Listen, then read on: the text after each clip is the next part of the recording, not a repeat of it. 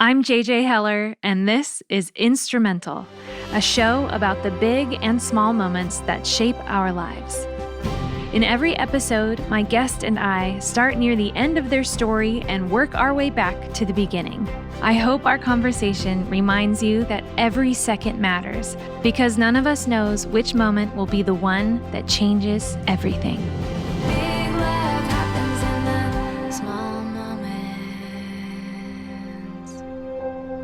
Hey, it's JJ. And it's Dave. And I am so excited about this episode today. We had a wonderful conversation with Wayne Kirkpatrick. Yeah, I was kind of riveted the whole time. Wayne is one of those guys who has had an incredible career that has touched all sorts of facets of the music industry. His music has been featured in movies. He's won a Grammy. His work has been featured on Broadway. He is one of my musical heroes now. Yes. And I really didn't know a whole lot about Wayne's life before we sat down and had this conversation with him. Here's what I knew about Wayne. When I was like 10 years old, I would listen to Michael W. Smith albums, and I saw his name on the album credits. Oh, fun. And so like I was singing Wayne's music as a 10-year-old without even really knowing it. Yeah. He has a very long list of accomplishments, but we don't want to give it away yet because you have to hear this story. He tells it very well. Almost as if he is a storyteller himself. If you're not familiar with the format of our show, we start with the most recent part of our guest's story and make our way back in time. So, JJ, why don't you set up the most recent act? Act 3, Something Rotten. Wayne spent most of his adult life working as a songwriter and producer.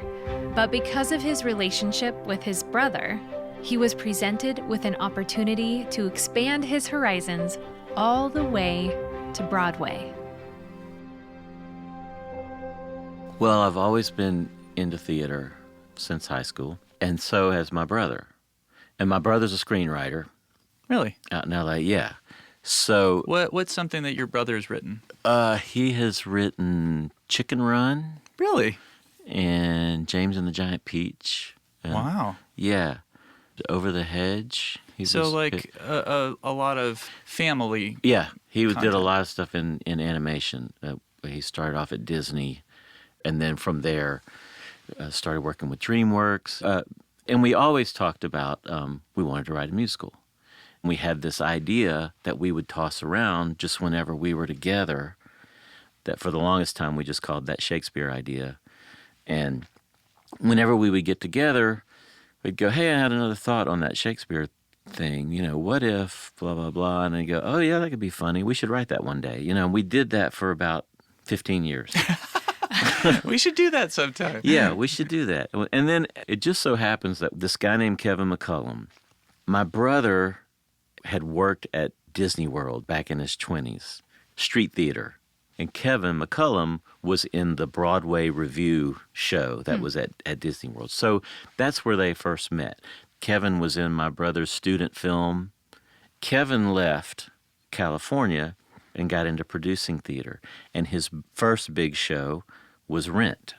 Wow. Yeah, which me and my brother went and saw. We saw a dress rehearsal of Rent before it opened back in 96. And that's like 525,600 minutes. Is that Yes. Is that where the song comes Yes. from? Yeah. Seasons of Love. Mm-hmm. And by 96, we went out to see Rent.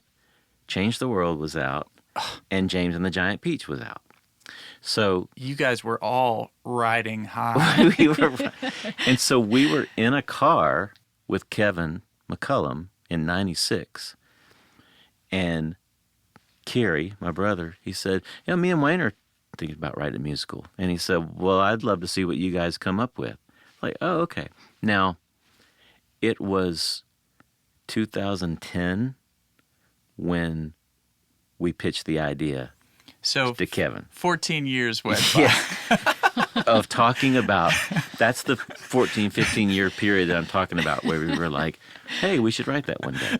And at one point, I would say at one point, maybe about 7 or 8 years in, I was out in California and I had come up with a few music ideas in thinking about this musical. I was staying at my brother's and I said, hey, if we ever do write this musical, I'm thinking maybe something like this.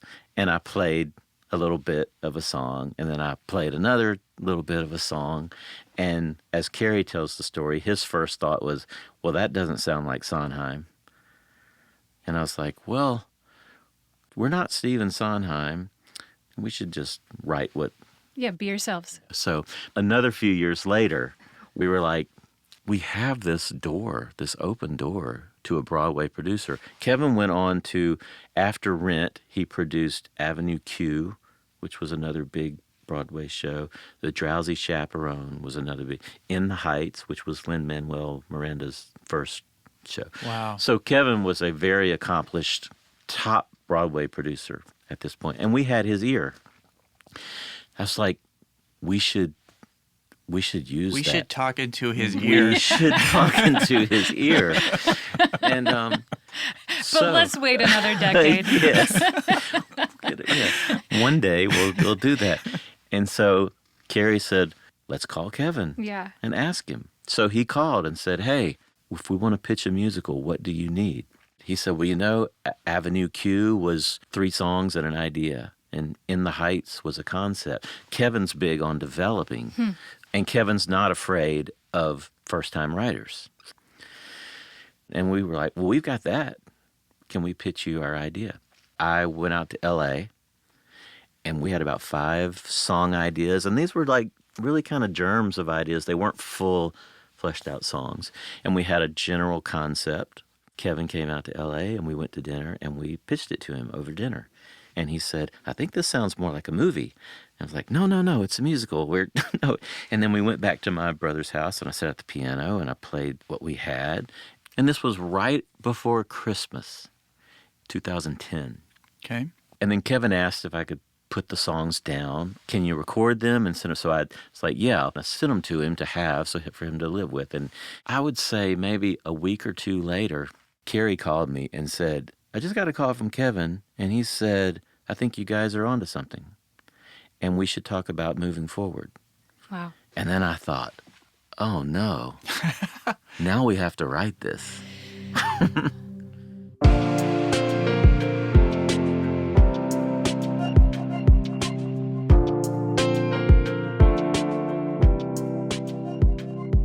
And we really wanted a third writer. And so there was this guy, John O'Farrell, who Carrie had worked with on Chicken Run.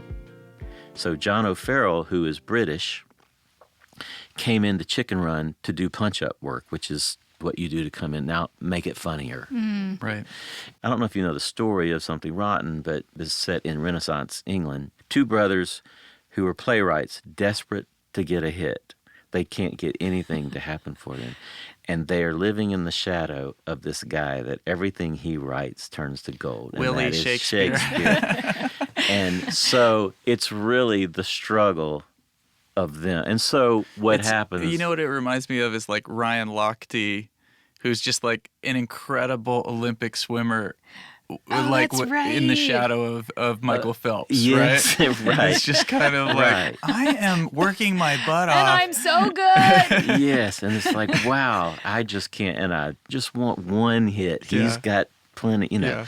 It's Nick and Nigel Bottom. It's the Bottom brothers. The Bottom Brothers. Yeah. And borrowing from, so Nick Bottom is a character in Midsummer Night's Dream. Okay. He's looking for someone to look into the future to see what the biggest thing in theater is going to be so he can get ahead of the curve. Yeah. And he meets this soothsayer named Nostradamus, but he's not the Nostradamus. He's his nephew, Thomas Nostradamus, who's not really all there. So he gives him these glimpses into the future that are just somewhat accurate. They're kind of hazy. Yeah, kind of hazy. And so, but he tells him that the future of theater is the musical. And this was an early pitch of the show, actually. One of the early ideas for a song was he goes to Nostradamus, and Nostradamus says, musicals. And Nick Bottom says, so are you just saying, wait, people just are speaking and then all of a sudden they break out into song? And then he starts going, that is the stupidest thing that I have ever heard. And he starts singing. You know, so so that was part of our pitch early on, you know. And then there's this whole big song about how ridiculous it is to be singing song, but it's also how glorious it is and all this kind of stuff. So, and then they set out to write a musical, and then he goes back to him because he decides, I want you to look into the future and see what Shakespeare's biggest play is so that we can write it before he does. And then Nostradamus gets it half right, saying Shakespeare's biggest play, it'll be the greatest play ever known, is called Omelette.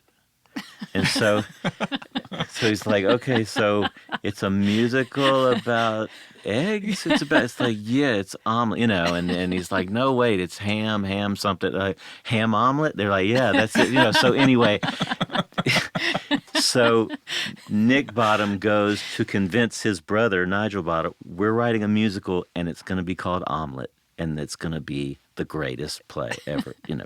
So anyway, that's the premise of it's really silly. It's a lot of fun and all, you know. So John O'Farrell knew all of this Shakespeare history, British history. Amazing. And so we were like, oh, well, that would mean that we wouldn't have to read as much. You're hired. We can just go, hey, what happened in this time? You know, it was a great partnership, but none of us had ever written a musical before. So it was terrifying. And then Kevin suggested, he said, I know a director that would be great. Again, this is not written yet, you know, so this is all just conceptualizing.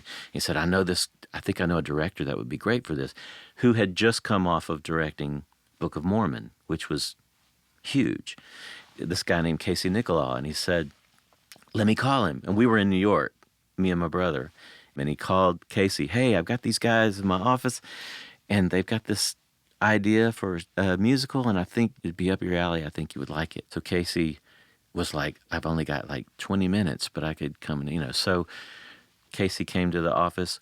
We pitched him the idea. We played him the few bits of songs that we had, and he was laughing and all, you know. And then he's like, I'm sorry, I've got to run, but you know, this was great, you know, and we'll talk soon. And the next day, as we were headed to the airport, Casey called Kevin and said, I'm in. And we were like, what? Wow. Now we had a producer and a director and the writing team in place. We just had to write it. Yeah. And that took 4.5 years. Wow. Yeah. And it was the hardest thing I've ever done. Times 10. You've spent your adult life in the field of creativity. Right. And this was the Everest. Yes, right? It was. So maybe taller than ever. It felt like it.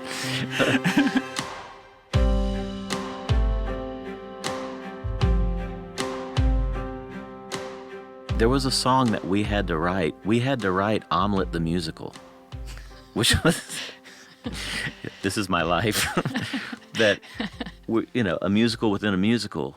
And it had to be bad, but it had to be good. good. Yeah. It had You to know. be good, bad. Inter- It had to be Entertaining. good, bad, and it had to make sense, and it had to have elements of Hamlet in it, Oh my gosh. but it also had to have eggs in it. Yeah. You know, so and it was so hard to write. I think at the 7th incarnation of this, we were trying to find our way in, trying to figure out what it would be. And there was at one point we were in Nashville working. It was me and my brother, and we went down this one direction. We would get to a point, it's like, let's just start recording it because we need to hear it back, you know. So we had written all this stuff. We start putting it down, spending all day. And then it's like, okay, let's listen down to what we have. And it was like 7 minutes long, and we had only told half the story, you know. And I was like, this is too long. this is just not going to work, you know. And it's like, okay, we'll just sit on it for a while, and let me interrupt for just a second, because I feel like you said something important, which is you said something like the seventh iteration yes. of this thing. And I feel like an amateur would think you write it and it's fine and you release it, right? All I have Right. to do is like start, and when I put down my pen after that first draft, it's there. It's genius. Yeah. And like in the process of creating a lasting piece of work is the process of writing it and rewriting it time and again and again and again until you understand that there is no amount of polishing that will make this any better. Yes. And in theater, writing is rewriting. I remember at one point we had written yet another incarnation of it. I remember saying to my brother, I said, you know, there's not a saying that says the eighth time is a charm. We passed the charm a long time ago. And It's lying dead by the side yes. of the road. And so we had gotten to 8, maybe 9 versions of the song and just really hit a wall. But I drove to Santa Monica just to go walk, and walked all the way to the Santa Monica Pier. And I was like, it was a moment where I thought, if I keep walking, I'll just go off the edge, just go off the edge, and this all would be over. You know? That's one way to solve the problem. But on that walk, you know, when you're not just so in it, something popped in my head, and it was this phrase, when life gives you eggs, make an omelet. It was this thing that we built off of. That's amazing. And we started building off of that. And then, you know, we had a conference call with Casey, and he said, I think this is it, guys. I think this is going to work. So anyway, after the 10th try of pushing that boulder up that hill, we got to the other side of it. It was so hard, and it was so demoralizing, but so satisfying to have pushed through. Part of the heartbreaking part of theater is you cut songs. Yeah. You cut songs that you've had for 4 years. Right. You cut songs that everybody loves. Yeah. And as the producer would say, the show will tell you. Yeah. And I remember there was this one particular song that was kind of a songwriter moment. It was a female duet that kind of morphed into a quartet by the end. And it was just this nice moment. But I remember writing in my journal, everybody loves the song, but the show doesn't. So it has to go. Yeah. And I had to kind of come to terms with that. It was the right decision, but it was a hard decision. Painful. Yeah. What did opening night feel like? It was so magical, just to kind of relish in the reaction that fortunately was positive in the audience. You felt the energy and kind of the love in the room. The hard thing was the critics are brutal. It's brutal. It is a brutal world, that world. Everybody has opinions that they're not shy about sharing. And we had great response in most places.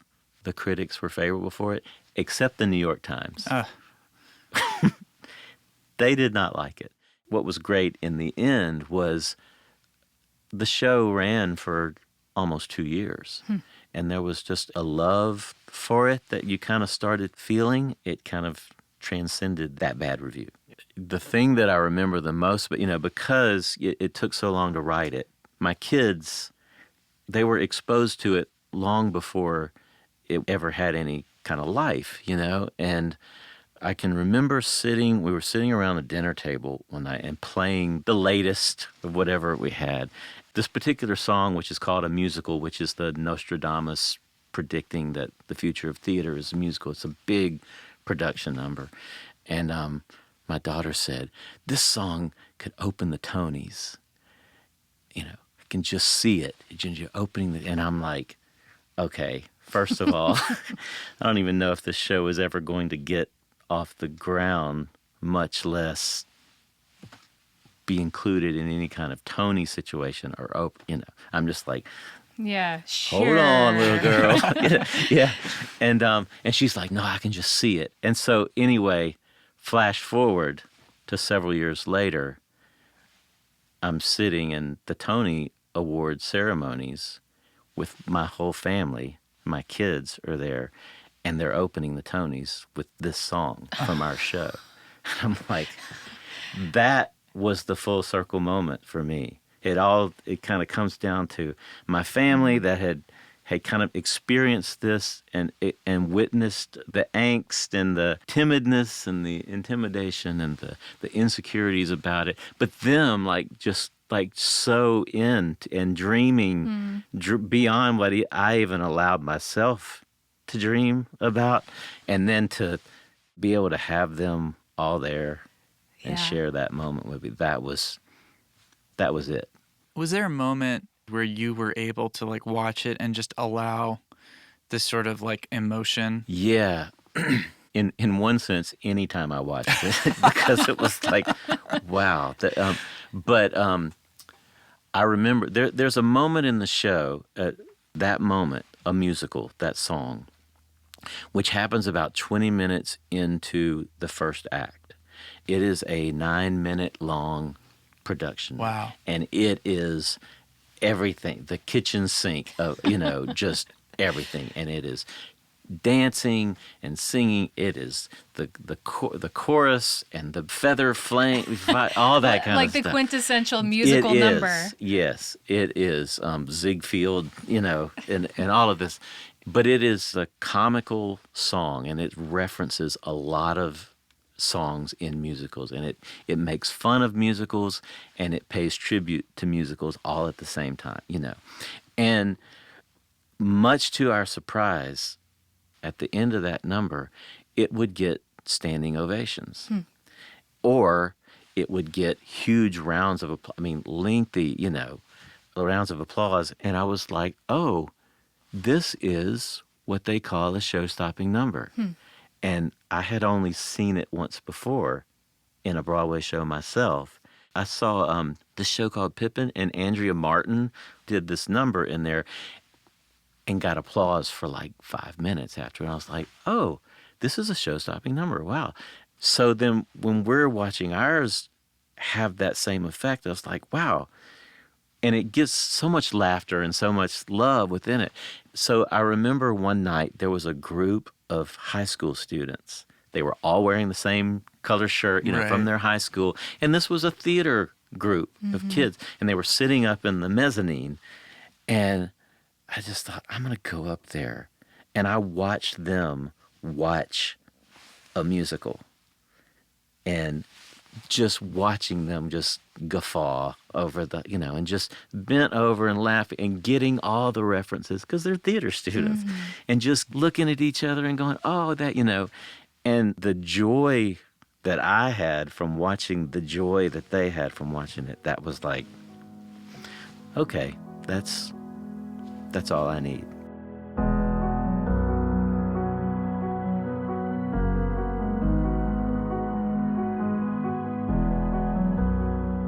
We took our girls to Hollywood Studios in Disney World. Yeah. And they had this little Frozen musical that's like 25 minutes long or something like that. The show closes with like Elsa's out there singing Let It Go, and then like the snow starts falling from the ceiling. I don't like the song Let It Go. It really doesn't do anything for me. But watching my little girls looking up at the ceiling and like the snow coming down and just the wonder on their face, it killed me. That's my experience watching my girls appreciate someone else's work. But for you to see like, oh my gosh, years of my life went into the making of this thing. And here are these students who love the thing that I have devoted a decade of my life to. Yeah. And they're loving it. That just sounds incredible. Yeah. We tend to forget, we who create, how it impacts someone or if it does or not. You just don't know. Someone wrote me to say, could you help me set up tickets for the show? There's this woman who has a mother who has terminal cancer. And she has a bucket list. And on her bucket list is she wants to see a Broadway show. And she's never been to one before. And she wanted to see something rotten with her daughter. And they went to see this show. And the cast was great. They took them backstage and they did this whole thing. But the daughter just said, this was such a great time. But the mother wrote a note that said, I'm so grateful to have been able to see this show. And the greatest thing about it was to be able to see my daughter laugh from the top to bottom and for us to forget about cancer for 2 hours. And she said, I haven't seen her. This was the woman that had cancer saying, I haven't been able to see my daughter be happy. And it's like, okay, there's this silly show. We've got dancing eggs, you know, and goofiness going on. And it affected someone like that. And there were other stories like that. And, you know, I sent that letter to the cast. And it's like, this is why we do what we do. This is why we do what we do. And this is what you're doing. This is the impact that you're having on people. Yeah. It's powerful. It's a powerful thing.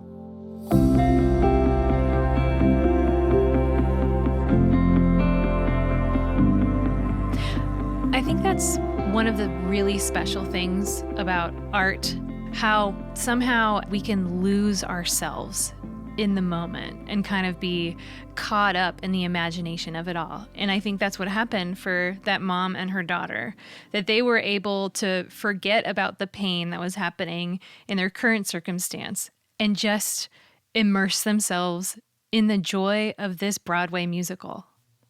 Our lives are full of so much worry, sometimes necessary and sometimes unnecessary, most of the time unnecessary. And I was listening to someone talking about how the place where we can transcend worry is wonder.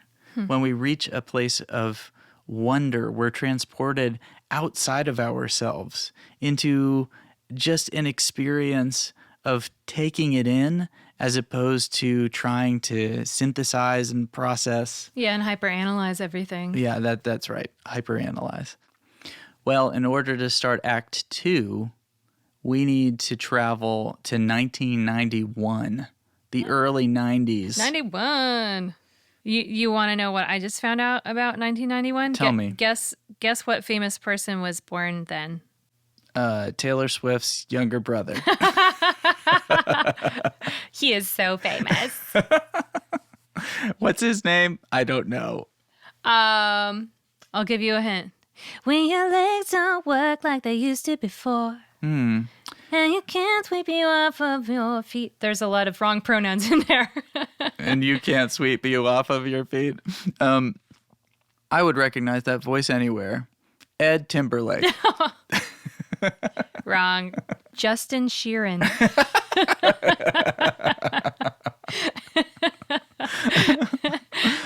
It's actually Ed Sheeran was born. Oh, really? In 1991. It's not Ed Timberlake No. or Justin Sheeran. Wow. So I am 11 years older than Ed Sheeran. You were basically old enough to babysit Ed Sheeran. Oh, totally. Weird. You know how parents start out calling their kid like Edward? Yeah. Like, I wonder if he was Edward for the first couple of years of his life, or like Eddie, and then he embraced the name Ed in like high school or something like that. We're devoting a significant amount of time to Ed Sheeran right now. Well, we could talk about Justin Sheeran. Well, while Ed was making his way into the world, Wayne's World. Party time. Excellent. You know what? I should see. That Wayne's World might have been 92. Okay. Oh my gosh. I just cried a tear. Well, as Ed was entering the world, Wayne was just about to have his life significantly altered. Ooh, I can't wait for you guys to hear this story. Wayne's World, Wayne's World. Party time. Excellent. Act 2, Change the World. As a well-established Nashville producer and songwriter, Wayne diligently worked on his craft, mostly behind the scenes. But as you're about to hear, an extraordinary series of events over 5 years culminated in one of the highlights of Wayne's career in music. I did a lot of work in the studio, producing a lot. So I would hang around with a lot of musicians, session players, and other writers. And at some point during that, Tommy Sims had this idea that would kind of float around sessions. And who's Tommy Sims? Tommy Sims did a lot of bass playing in the sessions that I worked on with, but he's a writer and producer. People would, he'd sit around and go, hey, listen to this idea I've got, or hey, here's this song I just wrote, and that kind of. So Tommy had this idea that he would float around, and he was singing "Change the World." Really? With it, yeah. So we were like, hey, that's cool. That's a cool song. So Gordon Kennedy, who is session guitar player, writer, at one point, kind of flash forward, me and Gordon started entertaining the notion of putting a band together. We were like, hey, Tommy, that song that you had, have you done anything with that song? And he said, no. I was like, play it down and I'll record it. I recorded it on a cassette. I was like, put it down and I'll mess around with it. Now, Tommy is kind of this peace and love, chill, sunglasses inside kind of guy, And so when he was singing Change the World, it was like, oh, he's probably thinking this should be a social awareness kind of, hey, if we get together, we change the world. So, but I was living with the song, and I was like, I don't think it should be that. I feel like it should be a love song.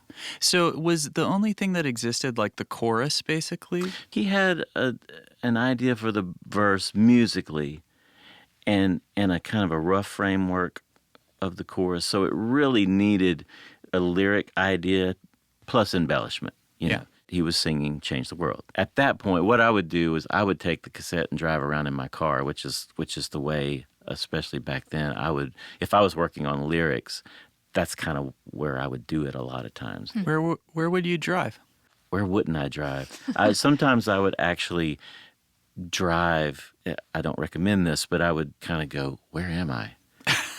And this is like long before GPS, right? Yes. You just kind of like go out into the country and... Yeah, I would just start driving and just have the song. If I had a track, I'd have it cranked up in the car, and so I could sing along with it, and nobody could hear me, and I would just drive. And if I get lost in thought, I might just not really realize where I was going. Yeah, lost in thought and literally lost on the Literally road. lost. Yeah, there was like, oh, where am I? But hey, I like this verse. I was just thinking, this feels like it should be a love song, not a... We Are the World. Not a We Are the World, yeah. So I started thinking, the idea was, if I could change the world, you would be in love with me, was basically the sentiment of it. And I drew from this situation that I had in high school, early college, of a girl that broke up with me, and that emotion, now long since passed, but I tapped into that emotion because it was a strong one in the time when that was going on in my life. Can you tell us a little bit more about that? There was a girl, her name was Fran. Okay. And we were best friends in high school. We were best friends for 2 or 3 years. Okay. And then her senior year and my freshman year of college, we started dating for about 2.5 years. Whoa. And then she broke up with me. Anyway, as far as the song goes, tapping into that emotion, which had long since passed, the lines in that song, if I could be king only for a day, you would be my queen. I'd have it no other way. So it's the romanticized version of, if I was in charge of making everything as it should be, or if I wanted it to be, the one thing is I would be the sunlight in your universe. It's a lofty thought. What makes this breakup with Fran the thing that you were drawing from? Partly because I felt like she was the one. So let's fast forward to you're driving around. Yeah. And this song is materializing. And are you just like singing nonsense words? Most of the time, Okay. yes. Yeah, a lot of times I'm just spitting out stuff and then grab something as it comes out. It's like, oh, that seems to work, or I'll build off of that. Yeah, there's a lot of that. I got a chorus lyrically that I was feeling good about, and then a verse that I was dabbling with lyrically, and then I stopped because this was not writing for anything particular. And Gordon was like, I think we might do a demo, do Change the World. We'll put that in the batch. And I was like, well, it's not finished yet.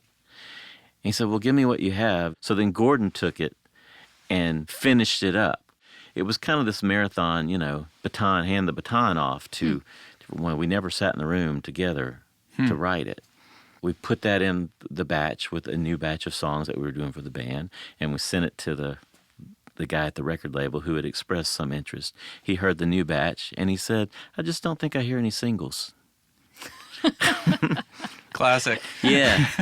And it's like, okay. Tony Brown, who is a big Nashville producer, he was producing an album for Winona Judd, and he heard Change the World and wanted to record it for Winona, which he did.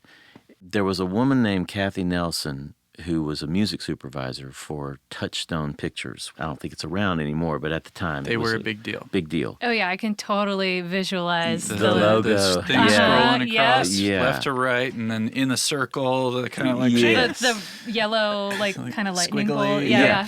Yeah. Wow. And so she was looking for songs for a movie. She was in Tony Brown's office, and he had just happened to have said, hey, let me show you this song that I'm cutting on Winona, and he played the demo. Tony had already cut it on Winona. It came out. It was on her record first. Wow. But Kathy Nelson brought it to the movie that she was working on, which was a movie called Phenomenon with John Travolta. Yeah. Now, I'm in Nashville, and I'm hearing bits and pieces of this. She wants to do this song for a Tom Hanks movie, and then it was like, no, it's not a Tom Hanks movie, and then it was like, Paul McCartney's going to record it, and I was like, what? And so there's a lot of things going around. And then the word got around. I think Gordon called me one time and said, well, last I've heard, Eric Clapton is doing it, and Babyface is producing it. And I was like, well, I'll believe that when I hear it. Right. Yeah. We've had a career in music full-time for like 18 years, and we have had so many opportunities come JJ's way where it's like, oh, this is going to be huge. Here's this big deal that's going to happen. It's going to be a smash. Right, Yeah. And 9.5 times out of 10, maybe 9.9 times out of 10, it just like falls away. It never materializes. And by this point in my career, that had happened a lot. Yeah. Oh, this is going to be a smash. And then nothing ever happens with it. And, you get your hopes up. So after a while, you just go, sure. Words. And at one point, I remember Gordon had a copy of it. He put it on and listening to a final produced version of the song. And I just thought, wow, that sounds incredible. And there were these great background vocals and all, great guitar playing and all this. But I do remember thinking, I don't know if I can hear that on the radio. But I did think it was high in quality. 9 times out of 10, a song that of yours is recorded, you don't like the way they come out. Yeah, that's so true. The Phenomenon movie came out. I think it did pretty well. That song was over the end title, so that's a key spot. And then they worked it. And really, I had nothing to do with it outside of writing it. It just took on a life of its own, At the pinnacle of the exposure of that song, like, where was it? Well, it was number 1 for 16 weeks. It was on the charts for over a year. It was everywhere. Yeah. I mean, I was stunned. Now I hear it in Home Depot. Yeah. Do you remember where you were the first time you heard it on the radio? I don't know if I remember where I was the first time. I do remember when I was in L.A., I was doing an Amy Grant record. So I was out there for like a month or something, And I just remember leaving the studio one night, and it was 2 a.m. or something like that. I'm driving down the streets of L.A. and had the radio on, and Change the World came on. And to me, that's the moment that I remember. I'm working with Amy, and then I'm driving down the streets of L.A., and Change the World is blaring in my car. And I was like, okay, this is kind of surreal. Yeah. And cool. I mean, it was like, is this really happening? Yeah. I mean, for a kid who never thought that anything like that could ever happen to someone like me, it was like, this is a moment.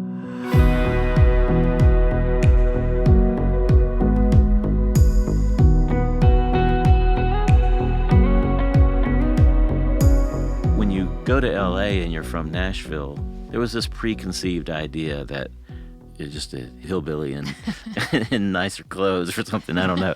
But, it was like there was this kind of a prejudice against coming from Nashville and doing pop music, Now, Nashville is totally respected as kind of the epicenter of the craft of songwriting, of all kinds of music, People come here because these are where the people really think about the craft of writing, and So, but back then it was it was still getting its footing, and it had this persona of being country and not really knowing what pop is, There was a song, Wind Beneath My Wings, that was a big song. There were writers from Nashville, but I think that song and then Change the World as far as a Song of the Year Grammy that came from Nashville. So Change the World won a Grammy for Song of the Year? Yeah. Okay. Yeah. That's significant. Yeah. Wow. So did you go to the Grammys? I did. Was that your first time at the Grammys? I had gone to the Grammys before, a year that Amy had been nominated. So, yeah, but I had never participated in it. What did it feel like? You know what I remember about it was because we were nominated, I had really great seats. Get brought down to our seat where we were just like, wow, we're like up front. I can see everything, I felt a little fish out of water. It's like, because here are all these, you're sitting around, oh, there's Gwen Stefani and the big artists that they're all sitting around us, and it's like, I don't belong here. Hi, I'm Wayne. Yeah. And that year, the show opened with Change the World.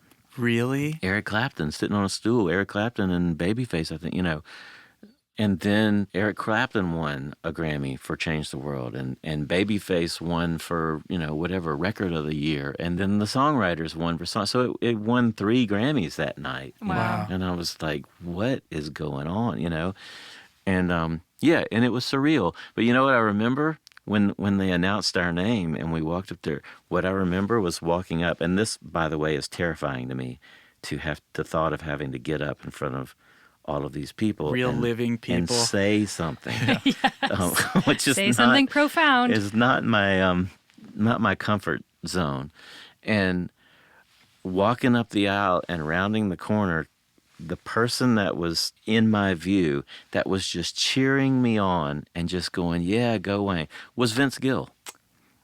And I was like, home, So that's what I remember, because from the time that they announced the name until the time I walked up on stage, everything felt like it was in slow motion. I believe it. It's like the scene in the movie. All the sound goes down, and it's just people clapping, and there's Vince Gill cheering, and I'm just going, oh my gosh, any minute I'm going to have to open my mouth and say something, But I do remember we each spoke, and I know that I wanted to mention Nashville. So I made it a point to say we are proud to represent songwriters of Nashville, because I just wanted to be known. Yeah. We're legit. This is where we're from. Proud of my town. Yeah. Proud of, Having had that experience and having lived so much life since then, Yeah. what is your reflection on what a moment like that represents in terms of success, however you define it? I kind of look at it as more as like it was a moment in time. It was something to be incredibly grateful for. It's not something that I've ever tried to recapture or recreate. That happened, and it was great. It may never happen again, and that's fine. It may have never happened to begin with, and that's fine too, because that's not why I do it. Yeah. And to me, if there's a metaphor for it, after all of that hoopla, the Grammys, going out to L.A., getting the Grammy, going to the parties, getting all the accolades for that, and then coming home, and then there was a limo waiting for me when I got home, and I was like, okay, I got home. My kids were at home. My son was a year old, and the sitter that was taking care of him he reached out, I grabbed him, and he threw up all over me. I was like, we're back. Yeah.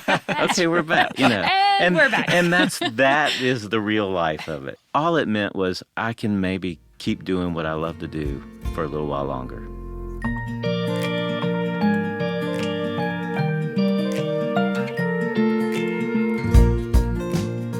Man, that is so the truth. I remember hearing Bob Dylan just talk about how children are the great equalizer. They do not care if you're famous, if you've won an award. They just want some food and they want their bottom wiped occasionally. Ugh. How about you use it different? They want their bottom wiped. I mean, it's like, do you remember our kids just having such a hard time falling asleep and just lying in the middle of the night and going like, oh, please go to sleep, kid. Oh, yeah. So many prayers. God, please let them just fall asleep. Like I remember when our kids were really small and they would come out on tour with us on the tour bus. Go play a show, get a standing ovation. Yeah, and then we come back to the bus and like the kids don't care. No. They just want to kiss goodnight. Can I have a story, please? Yeah. Where's my snack? But it's kind of awesome that way too. Mm-hmm. They keep us humble. Mm-hmm. Well, guys, you remember Fran? I remember Fran. Me too. We're going to find out all about Fran. Yay! But in order to do that, we need to go back in time to when Wayne was a wee middle schooler in the early 70s. You guess what car was the most popular in 1974? Ooh, was it like some sort of station wagon? It kind of resembled a station wagon. Okay, what is it? Sort of hatchbacky. A Gremlin. The Ford Pinto. Oh, wow. Iconic. Mm-hmm. Yucky. And I would imagine the most popular color was like avocado green. Ooh, yeah. What was that sort of like burnt orange color? Oh, yeah. Burnt orange. Is that what they called it? Burnt orange? Yeah, or like rust red. Ugh. Man, the 70s, guys. Yeah. Okay, let's see who was born in 74. Oh. Who was born in 74? Oh, wow, guys. Who? So many people were born in 74. You mean famous people? Yeah. What did I say? I mean, you just said so many people were born in 74. Oh, my gosh. But so many people are born every year. Okay. Listen to who was born in 1974. Okay. Leonardo DiCaprio. Wait, let me guess. Tina Fey? She's not on the list. Amy Poehler? Nope. Amy Adams. Okay. So that's two people from the movie Catch Me If You Can.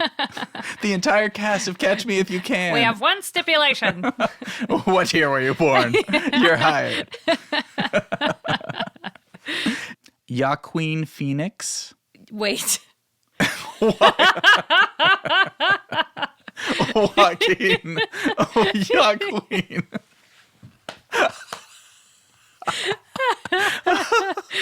Oh my gosh. Queen. Okay, who else?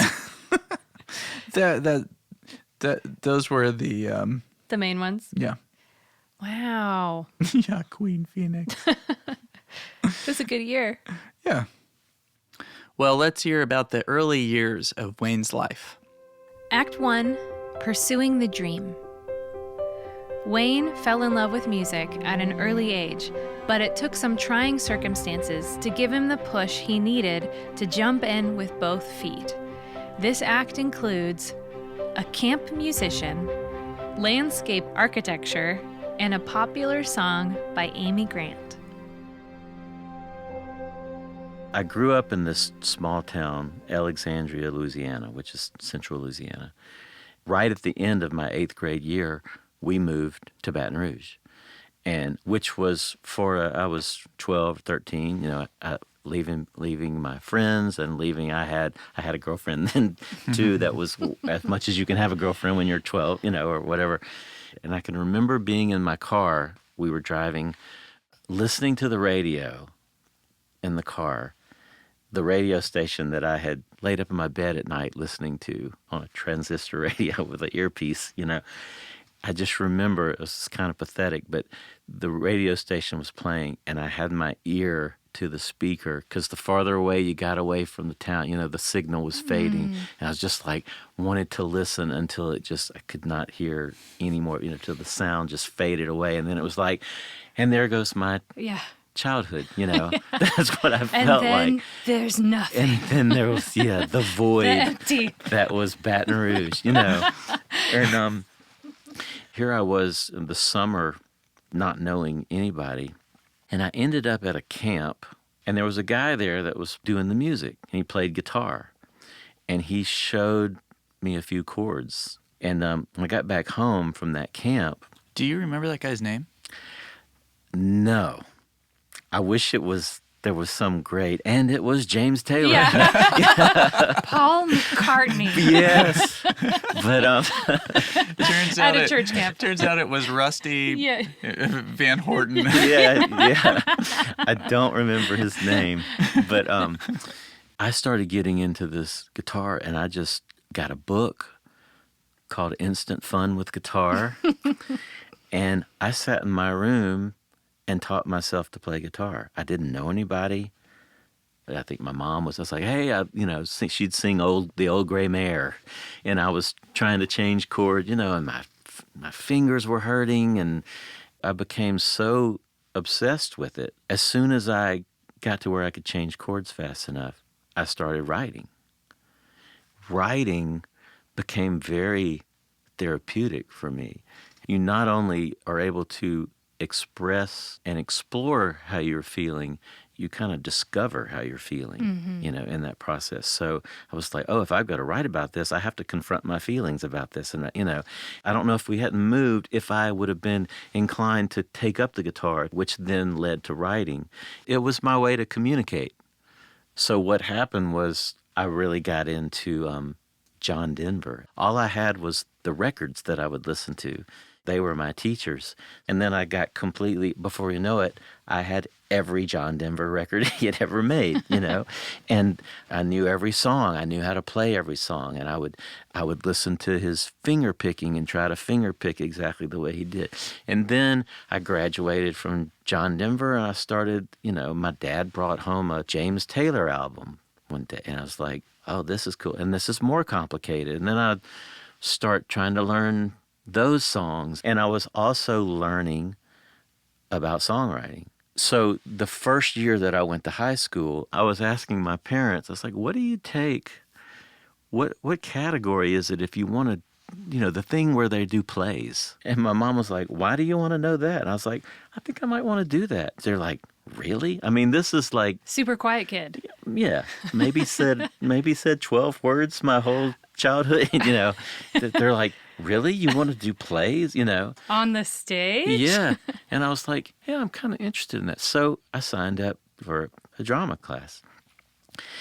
And there was this new school that was starting in Baton Rouge, which was a magnet school. You had to declare a major. And my major, I declared, was theater. And there is where I kind of found my people. I did You're a Good Man, Charlie Brown. I played Charlie Brown, and I was in 1776. So I was really a part of the theater department, and that is where I met Fran.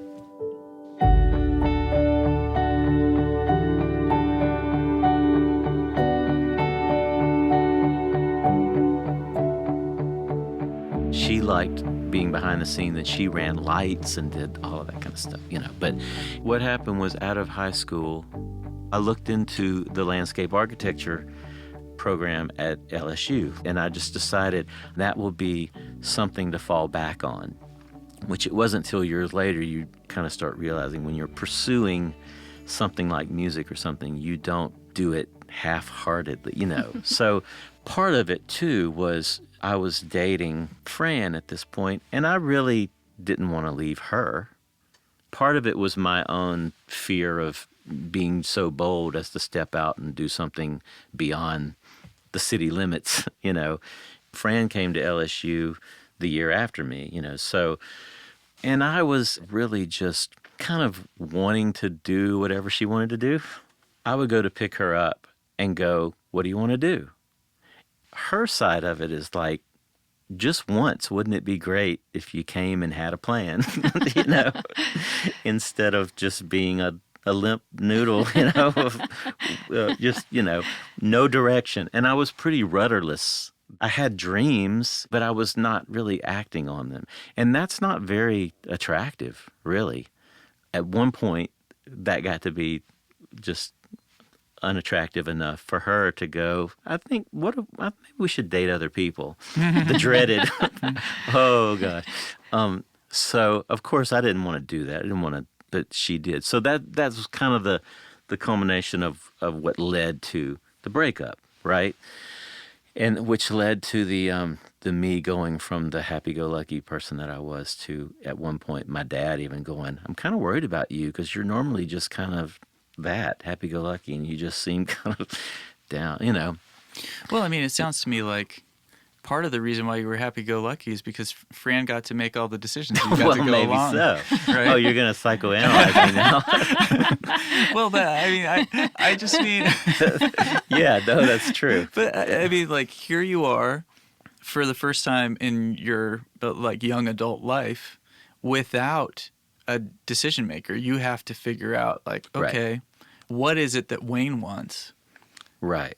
And you had to kind of cast around for a while. Yeah, and you know what I would do? I did have these big dreams, and I would sit in my room and playing my guitar. I remember listening to a Amy Grant live album. Really? She was performing, this song Father's Eyes? Yeah. Okay, so it was a big, big song for her. I just remember thinking, man, I'd love to do that. I'd love to go out on tour with Amy Grant and play Father's Eyes on acoustic guitar and sing backup. Or I would go, man, I'd love to write a song that someone would record, Then I would stop myself and go, why would anybody want to ever record anything that I wrote?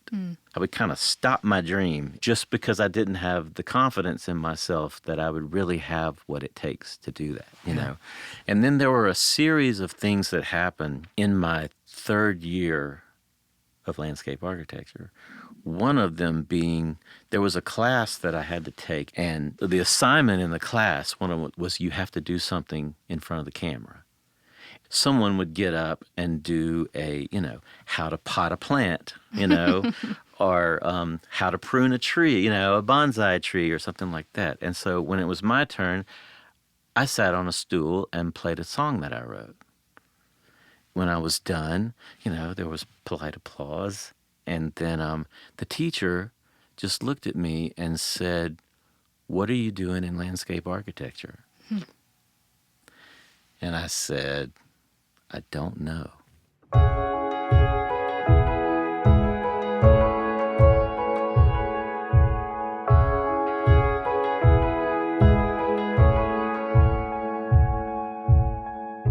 That's a question that's been in my mind a lot.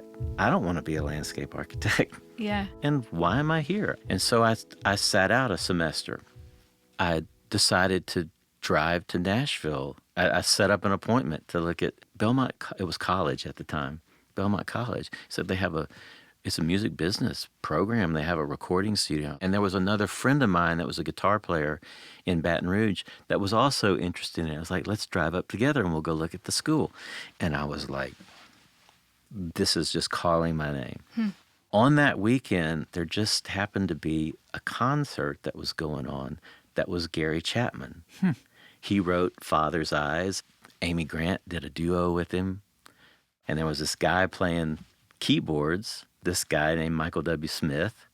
And it was like, wow, this is really good. And I just remember thinking, man, if I ever did anything, or could ever do anything in Christian music, these would be the kind of people I would want to work with. Because everything was just quality. And then I went back home and I was like, man, I love Nashville and I love Belmont. And I was thinking this friend that had gone up with me was going to go up there and be my roommate. And he backed out. And so it was like, oh, okay, because that was kind of my safety blanket, because, I mean, far be it from me to just venture out on my own. Make a decision by yourself? And go by myself, and do that. So what I knew at that point that I didn't want was 30 years from now to go, what if? That guy, by the way, is an accountant now. I love that. Different And path. does very well, and I think he's very happy. But Very good with numbers. yeah. So by the time I decided to go to Belmont, me and Fran got back together. Whoa. Bum, bum, bum. And then a lot of people thought he's not going to go to Nashville now because him and Fran got back together. But I was on the other side of this now, and I was like, I know what I want to do. Yeah. I know what I want to pursue, and I'm going. Hey, look at me. I made a decision. And Fran was still going to LSU, so she was going to be in Baton Rouge, finishing school. So I came up to Nashville by myself, did not know one person.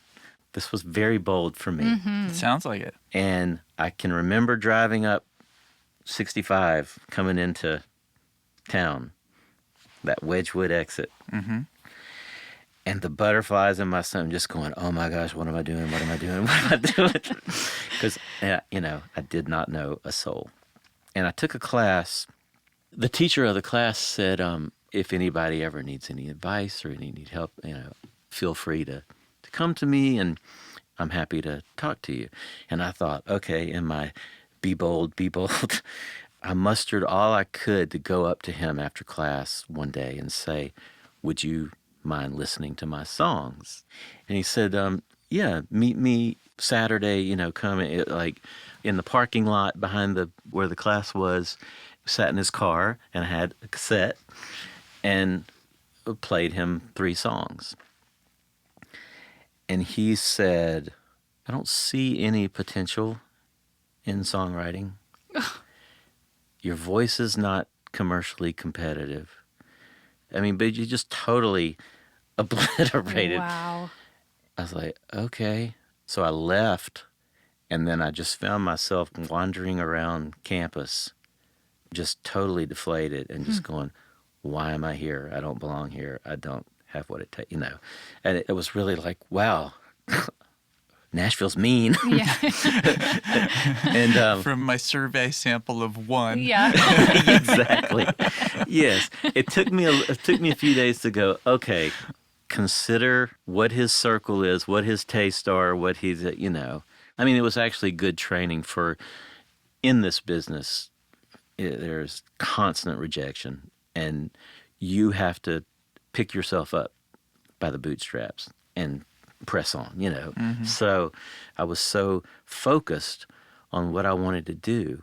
I was pursuing my dream.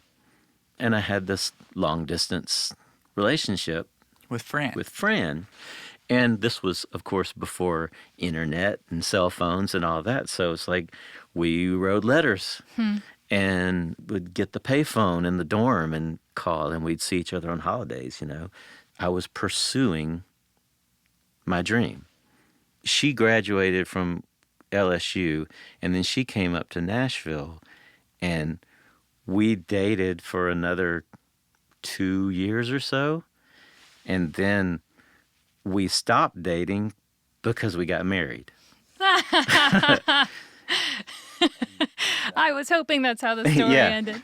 So when I was drawing from that moment of Change the World was after we had been married for several years now, But that moment was still so powerful. And then 2 weeks from now, we will celebrate our 35th wedding anniversary, So, she's been with me through all of that. My brother would always joke with me. It's like, yeah, Wayne had 3 phases of songwriting. I love Fran, I hate Fran, I miss Fran. That's what he always said. It seemed to work out pretty well. Yeah.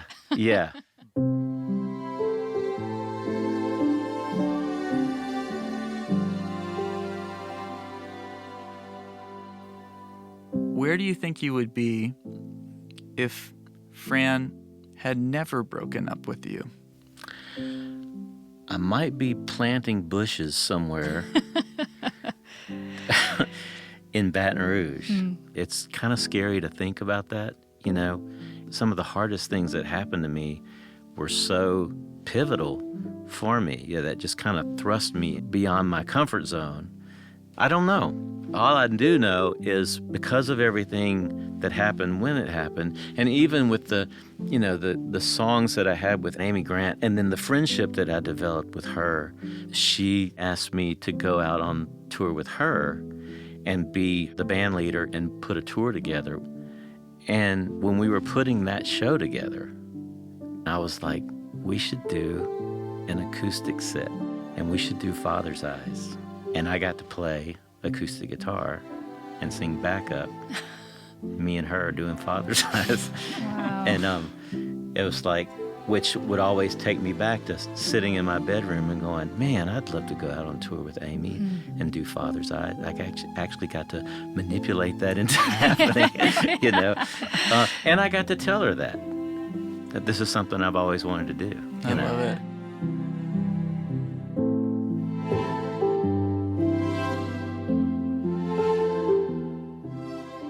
What a life Wayne has led. I know, to be a little kid and have these dreams and then grow up and like achieve them so specifically. You know what I think it also meant? What? He had to have some serious skills. Yeah. And work ethic too. And he had to be a really nice guy. Yeah, all those things. You know what? What? He's a really nice guy. He is a really nice guy. I'm so glad that we met him. And I'm so glad that we got to share his story. He told it very well. Yeah, okay, and how about that reveal that Fran became his wife? I had no concept that that was going to happen at the beginning, and then over the course of our interview, like this little thought popped into my head, like, It's his wife. oh, I wonder if he married her. And then he said it, and I was like, yes! Yeah, I love that he kept us in suspense that whole time. that was very clever. He's such a good storyteller. That's what it is. Touche, Wayne. Yeah, Touche. it's like, reveal. He should write like a musical or something. I don't know. I feel like he has a promising career in landscape architecture ahead of him.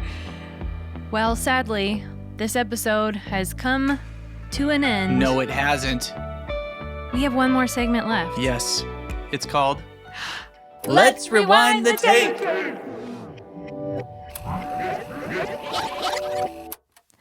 Wayne is an accomplished songwriter and playwright with an incredible list of credits to his name. But his career was significantly helped along after he won a Grammy for Change the World, a song he had a hand in writing. Because he was reflecting on how he felt after a breakup with his high school sweetheart and future wife, Fran. Who he never would have met if his family hadn't moved to Baton Rouge. Before his freshman year of high school. Wayne doesn't have a website, but you can follow him on Twitter. His handle is The Junk Bunk.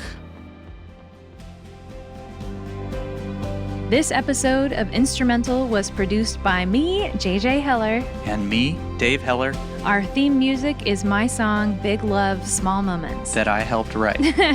To find out more about me, listen to more of my songs, or watch my music videos, please visit jjheller.com. That's 2 letter J's, HELLER.com. We'll be back next week with another episode of Instrumental. So be sure to subscribe wherever you listen to podcasts. Sleeping